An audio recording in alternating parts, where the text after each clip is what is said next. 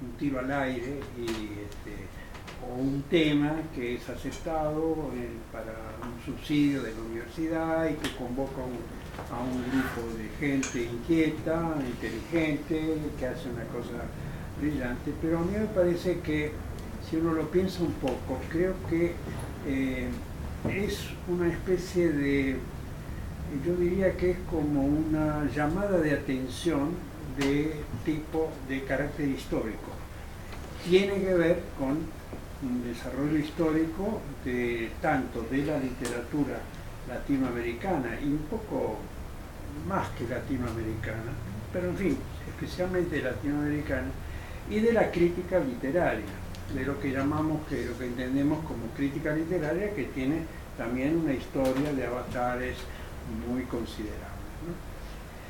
Quiero decir esto, vemos esta biblioteca fue formada por una persona que creía mucho en los géneros, ¿no? Y que, digamos, tenía una sensibilidad particular, entonces recogía la obra de los exponentes de esos géneros y las acumulaba en estos estantes. Bueno, hay cosas que no corresponden estrictamente a ese rigor, pero bueno, no importa, en términos generales sabemos lo que quiso hacer Victorio Campo, que creía en los géneros. Y la literatura latinoamericana, sus batallas las hizo en la idea, en la estructura de los géneros, en los compartimentos de los géneros. Por ejemplo, Carlos Fuentes habla sobre la novela y le atribuye a la novela un carácter nociológico en sí misma, justifica el género, ¿no?, de una manera bastante convincente, pero reducida a lo que era la concepción sobre la literatura vigente, desde su formación hasta, digamos, incluso el boom. El boom es una especie de triunfo de la idea del género narrativo. Y al lado del boom, bueno, como que la poesía reptaba, ¿no?, así en la clandestinidad, y otras manifestaciones más o menos también. Pero resulta que esa convicción y esos estancos paulatinamente han sido socavados por experiencias literarias que van más allá de esos límites. Ayer nomás, creo, alguien hizo una ponencia sobre la obra de Clarice Lispector. Era interesantísimo el tema porque, según la persona, según quien habló, tengo por ahí el nombre, Constanza Clarice, Penassini. ¿quién era? Constanza Penassini. Sí.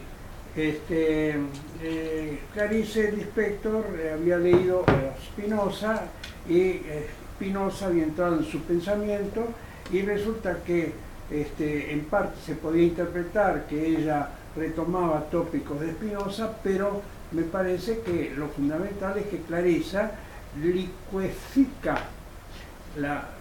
el compartimento narrativo y lo hace que no sea estrictamente una novela en el sentido ortodoxo y canónico de la palabra, sino un texto de otra naturaleza. Eso de lo cual había hablado también Roland Barthes en su momento, que había abierto un camino para entender el fenómeno de la escritura y el fenómeno de la textualidad de una manera no limitada a esas condiciones que habían hecho retóricas tan rigurosas como, por ejemplo, el decálogo del cuentista de Quiroga y ese tipo de cosas así. Y cómo debe ser una novela, y cómo debe ser un cuento, y cómo debe ser un ensayo, eso que parece un rompedero de cabeza, sobre todo en materia del ensayo.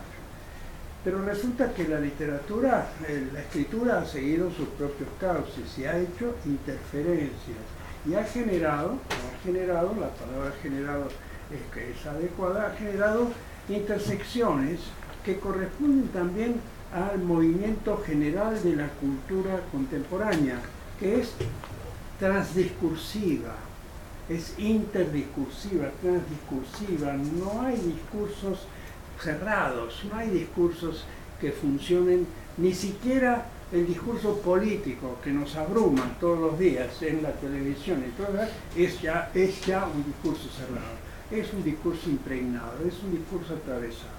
Y la literatura también. Entonces la idea de transgeneridad, además esta subversión es un poco también un subproducto de la vanguardia, sino de la vanguardia clásica, de una actitud de vanguardia que el concepto de transgenericidad recoge ese llamado, esa cosa. Así que es un planteo que aparece como muy disruptivo, pero es históricamente, tiene un sentido, tiene una ubicación.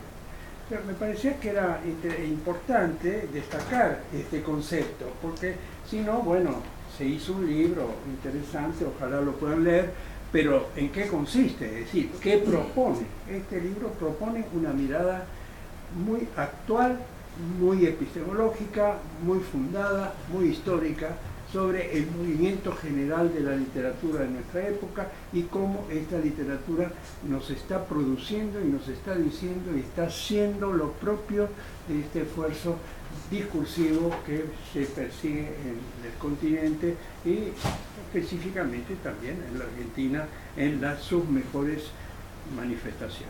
Y en la crítica también, que se hace cargo de esto. Y la crítica ya no es lo mismo que la crítica académica que nos tenía acostumbrados. Estudiamos en la facultad, pero tenemos también que ir más allá de lo que estudiamos en la facultad. Y eso lo manifestamos ya en una producción autonómica respecto de la facultad, de la academia, y que se hace cargo nerviosamente de algo que está ocurriendo más allá de la facultad. Nada, eso. Gracias.